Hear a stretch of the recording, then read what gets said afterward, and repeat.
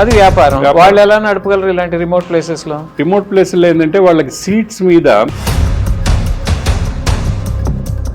అంటే మన రాష్ట్రంలో కూటమి ప్రభుత్వం నడవడం లేదు, కుమ్మక్కు ప్రభుత్వం నడుస్తుంది.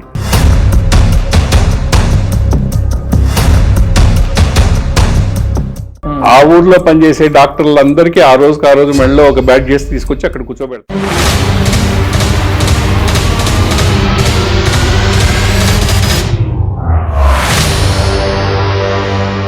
ఇప్పుడు ప్రతి కార్పొరేట్ హాస్పిటల్ కి ఒక మెడికల్ కాలేజ్ ఉన్నట్టు. అవును, ఇక్కడ గవర్నమెంట్ కి చెప్పే లెక్క ఒకటి, వాళ్ళు వసూలు చేసే ఫీజు వేరే. అది వాస్తవం, అది అన్ని దగ్గరలో నేను అబ్జర్వ్ చేశా, నేను ఎక్స్పీరియన్స్ చేశా కాబట్టి చెప్తున్నాను.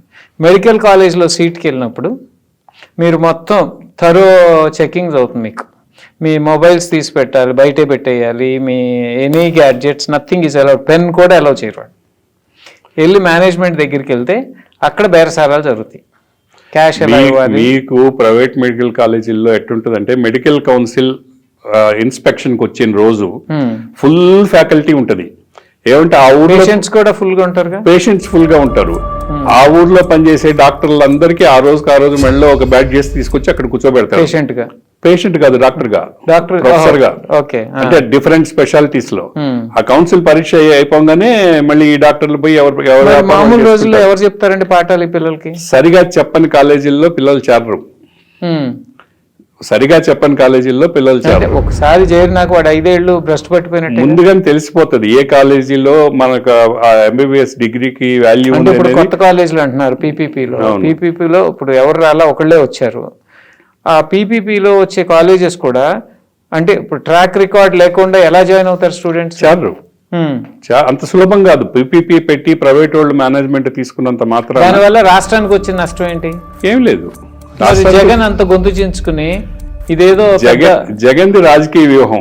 జగన్ ప్రతిపక్షంగా నేను ఉన్నాను అని నిరూపించుకోవడానికి ఆయన మెడికల్ కాలేజీలను ఎంచుకున్నాడు. అదేంటంటే ఎవరికి ఇబ్బంది లేని సబ్జెక్ట్ అది.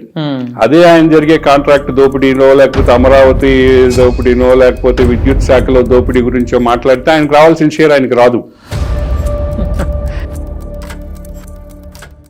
అక్కడ కాంట్రాక్టర్లు ఆ దోపిడీదారులు అందరూ ఆయన మనుషులే. ఇక్కడ ఏంటంటే మన రాష్ట్రంలో కూటమి ప్రభుత్వం నడవడం లేదు, కుమ్మక్కు ప్రభుత్వం నడుస్తుంది.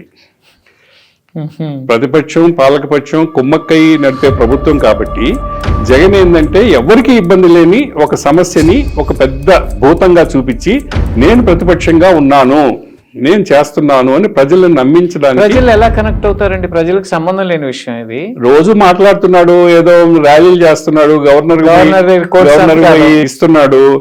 సో ఏదో ఒక వార్త అయితే ఉంది కదా. ఇప్పుడు ఢిల్లీ కూడా వెళ్ళి నిర్మలా సీతారామన్ కలిసినట్టున్నారు. నిర్మలా సీతారామన్ కి సంబంధమే ఉంది? ఏం లేదు కదా. ఎవరికి ఎందుకు కలిసి ఉంటారు? ఓన్లీ న్యూస్ లో రావడం కోసం. అంతే, న్యూస్ లో రావడం కోసం. అందులో ఢిల్లీ గవర్నమెంట్ చిత్తశుద్ధి లేని ఈ పొలిటికల్ పార్టీస్ ఉంటే ప్రజలకు ఏం ప్రయోజనం కలుగుతుంది?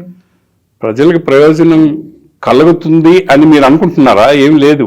ప్రజల కోసంగా ఈ ప్రభుత్వాలు ఏమి నడవడం లేదు, ఈ రాజకీయ పార్టీలు ఏమి నడవడం లేదు. ఇన్ని వనరులు ఉన్న ఈ దేశంలో అద్భుతమైన మేధో సంపత్తి ఉంది. ఈ దేశంలో ఎన్నో వండర్స్ చేయొచ్చు.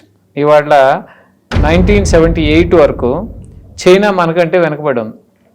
78 నుంచి వాళ్ళు ఎప్పుడైతే ఓపెన్ అప్ అయ్యి క్యాపిటలిజంని ఎంకరేజ్ చేయటం మొదలుపెట్టారో, కమ్యూనిస్ట్ దేశంలో చేయటం మొదలుపెట్టారో, అదే టైంలో ఇండియాలో కూడా లైసెన్స్ రాజ్ నుంచి ఓపెన్ ఎకానమీలోకి వచ్చారు. కొంచెం వచ్చిన తర్వాత వాళ్ళ గ్రోత్ ఎలా ఉంది, మన గ్రోత్ ఎలా ఉంది చూసుకుంటే అసలు వాళ్ళని మనం అందుకోలేం. ఇప్పుడు కాదు కదా, ఇంకో 100 ఏళ్ళైనా చైనాని అందుకోలేం మనం.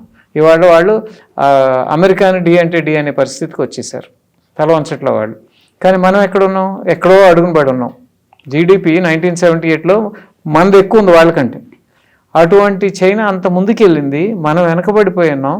దీనికి అంతటికీ కారణం మన రాజకీయ నాయకులు కదా. అక్కడ కరప్షన్ చేస్తే చైనాలో తుపాకీతో కాలుస్తారు, ఇక్కడ కరప్షన్ చేస్తే పూలమాలు వేసి నెక్స్ట్ పదవి ఇస్తారు. ఏమంటే నువ్వు బాగా సంపాదించావు కాబట్టి నువ్వు ఎమ్మెల్యే కంటే కూడా ఎంపీకి ఎక్కువ డబ్బులు నిన్ను అక్కడికి పంపిస్తామని చెప్పి గౌరవిస్తారు. ఇక్కడ కరప్షన్ తో ఎంత ఎక్కువ సంపాదిస్తే రాజకీయాల్లో అంత ఎక్కువ విలువ. చైనాలో అది కుదరదు కదా. చైనాలో సింపుల్ గా నిలబెట్టి కాల్చేసి చంపేస్తారు. సో చైనాలో కరప్షన్ లేదని నేను చెప్పను, చైనాలో కూడా కరప్షన్ ఉంది, కానీ చాలా లిమిటెడ్.